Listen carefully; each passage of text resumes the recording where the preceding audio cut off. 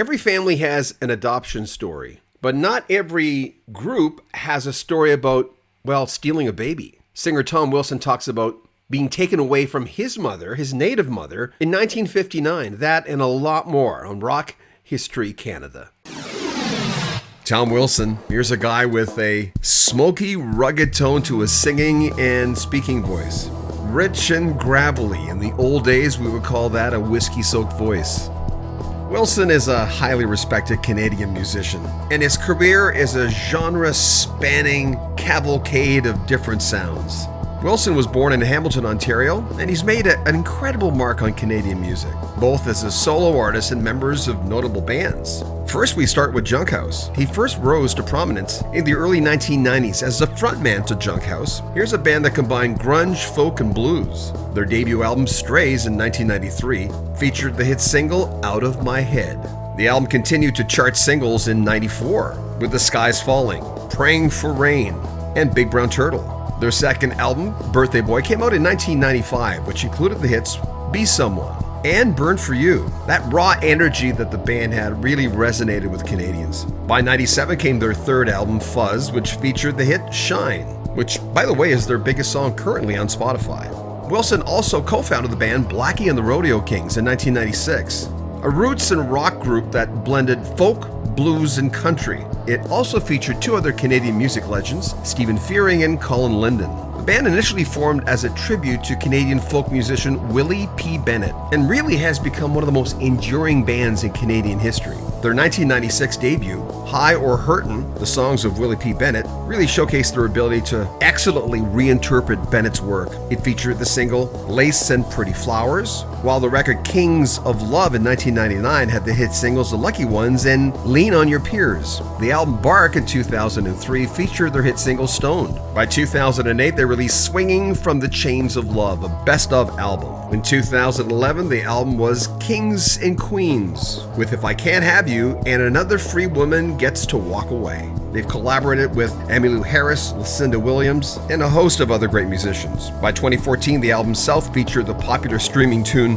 Blow Me a Kiss. He also had a solo career, and there was Lee Harvey Osmond. The latter is a persona he created, a project that blends psychedelic folk and acid folk sounds. Throughout his career, Tom Wilson has been a figure known for authenticity, both in his music and his personal life. His discovery of his Mohawk heritage later in life deeply influenced his music, adding an additional layer to his already multifaceted artistic identity. The finding out about your native heritage and the fact that it was kept from you, how did that happen, and how did you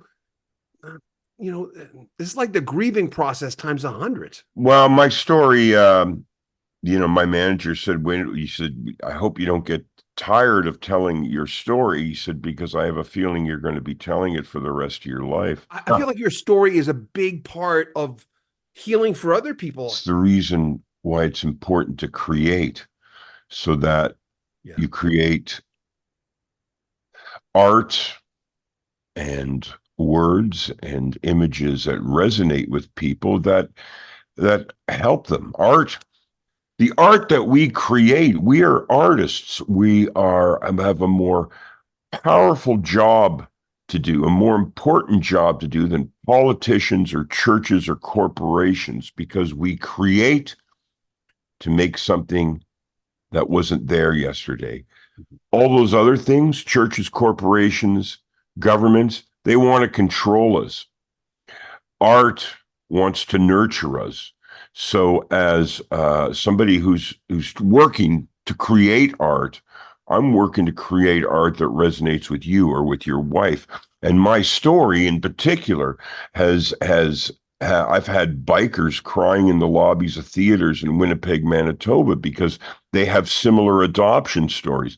Adoption stories are a thread that runs through many families, not just a few, many families, everywhere you go. And then there's the Indigenous side of it, which is, in the Indigenous world, I'm known as a 60s scoop kid, I was taken from my mother as I was born.